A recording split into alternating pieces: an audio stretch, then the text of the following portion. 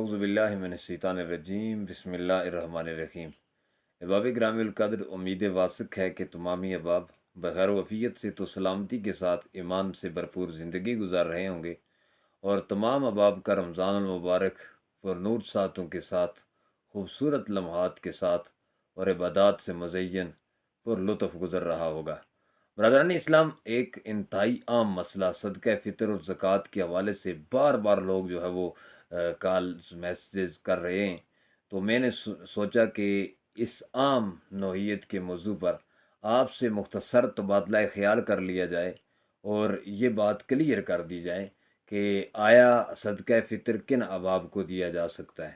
برادران اسلام، یاد رکھیے کہ صدقہ فطر ہو یا زکوٰۃ ہو، اس کے لیے کچھ حدود اور قیود شریعت مطہرہ نے مقرر کیے ہیں، اور انہی کو جو ہے وہ سامنے رکھتے ہوئے ہمیں اپنے صدقات فطر ادا کرنے چاہیے۔ برادران اسلام، یاد رکھیے، زکوٰۃ ہو یا صدقہ فطر ہو، تو اس میں یہ ہے کہ اپنے رشتہ داروں میں سے آپ اپنے اصول، یعنی اپنے ماں باپ، اسی طرح اوپر دادا پردادا، اس طرح جو سلسلہ ہے، اس کو جو ہے وہ صدقہ فطر یا زکوٰۃ کی رقم ادا نہیں کر سکتے۔ اسی طرح آپ کے فروع جو ہیں، یعنی آپ کا بیٹا ہے، پوتا ہے، اور نیچے تک جو چلتے جائیں گے، تو اس طرح جو ہے وہ آپ ان کو صدقہ فطر یا زکوٰۃ جو ہے وہ نہیں دے سکتے۔ لیکن اس کے علاوہ جو دیگر رشتہ دار ہیں، آپ کے بھائی ہے، بہن ہے، چچا ہے، ماموں ہے، مامی ہے، یا کوئی بھی جو ہے وہ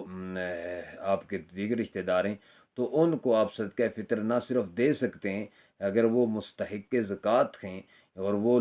اس حد تک ہیں کہ ان کو صدقہ فطر دینا چاہیے، تو آپ ضرور ان کو صدقہ فطر ادا کریں۔ اچھا، اس طرح یہ ہوگا کہ اللہ کریم آپ کو دورا اجر عطا فرمائے گا۔ پہلا ثواب یہ ہوگا، صدقہ فطر ادا کرنے کا جو ثواب ہے وہ اللہ کریم آپ کو ضرور عطا فرمائے گا۔ اور دوسری بات جو ہے، یہ صلہ رحمی بہت بڑی عظیم نعمت بھی ہے، اور صلہ رحمی بہت بڑا ثواب کا کام بھی ہے۔ تو فلہٰذا جتنے بھی دوست احباب ہیں، وہ کوشش کریں عید سے پہلے ہی اپنے اپنے صدقات فطر اپنے جو رشتہ دار ہیں اور وہ مستحق ہیں، ان کو ضرور جو ہے وہ کیا کریں، ادا کریں۔ ہمارے ہاں یہ ہوتا ہے کہ ہم لوگ عید الفطر کا انتظار کرتے رہتے ہیں، اور صدقات نکالنے میں اور صدقہ فطر دینے میں ہم جو ہے وہ سستی کا شکار ہو جاتے ہیں، اور پھر بعد ازاں ہم عید والے دن مستحقین فطرات جو ہیں ان کو تلاش کرنا شروع کر دیتے ہیں، اور اگر کوئی نہ ملے تو ہم یہ کرتے ہیں کہ جا کر وہ باہر تیسرے محلے کا کوئی بندہ ہوگا، اس کو دے دیں گے۔ برادران اسلام، یاد رکھیے، سب سے پہلے حق آپ کے رشتہ داروں کا ہے۔ جس کے جہاں پر بھی رشتہ دار ہیں اور وہ مستحق ہیں، تو ان کو ضرور صدقات فطر ادا کریں، اور عید سے قبل ادا کریں، تاکہ کم از کم وہ عید کی خوشیوں کے اندر شامل ہو سکیں۔ برادران اسلام، ہمارا دین اسلام جو ہے، یہ انتہائی صلہ رحمی کا درس دیتا ہے۔ یہ ہمارا دین اسلام وہ لوگ جو عید کی خوشیوں میں شامل نہیں ہو سکتے، مفلوج الحال طبقہ ہے، ان کی خیر خواہی کے لیے، ان کی بہتری کے لیے، ان کو عید کی خوشیوں میں شامل کرنے کے لیے ہمیں درس دیتا ہے۔ ولہٰذا میرا وہ دوست، میرا بھائی، میرا عزیز، میرا رشتہ دار جہاں کہیں بھی ہے، اور جس جگہ سے بھی میری اس عاجز آواز کو سن رہا ہے، تو اس کو میں ضرور گزارش کروں گا کہ عید الفطر سے پہلے پہلے اپنے رشتہ دار، آپ کو بخوبی علم ہوگا کہ میرے رشتہ داروں میں سے کون سا بندہ جو ہے وہ مستحق ہے، تو اس کو آپ اس کی سیلف رسپیکٹ کا خیال رکھتے ہوئے، اس کی عزت نفس کا خیال رکھتے ہوئے آپ اباب ان کو صدقہ فطر ادا کریں۔ برادران اسلام،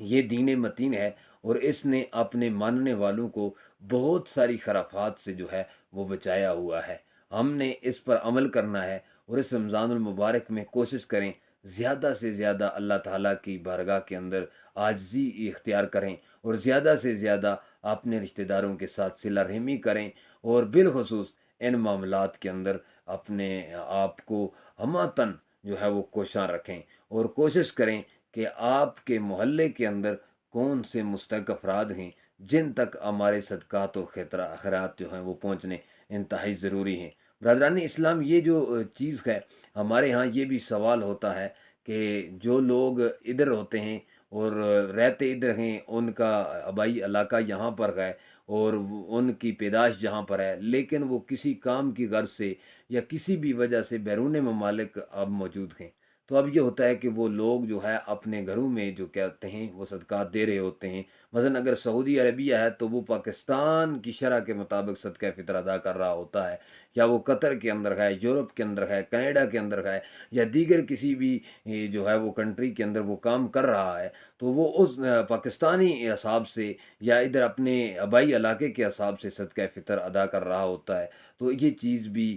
لازم رہے اور یہ چیز بھی ضروری رہے کہ صدقہ فطر جو ہے وہ جہاں پر رہائش پذیر ہوگا، جہاں پر پناہ گزیں ہوگا، تو اس شرح کے حساب سے وہ ادا کرے گا۔ برادران اسلام، جو اہم بات ہے اور یہ آخری بات ہے، وہ یہ ہے کہ ہمارے یہاں یہ بھی دیکھا گیا ہے کہ جو سرکاری ریٹ مقرر کیے جاتے ہیں یا سرکاری نرخ مقرر کیے جاتے ہیں، تو اس میں بھی بہت سارے لوگ کوشش کرتے ہیں کہ کم سے کم جو صدقہ فطر ہے وہ ادا کیا جائے۔ مثال کے طور پر ہمارے یہاں جو سب سے کم شرح جو رکھی گئی ہے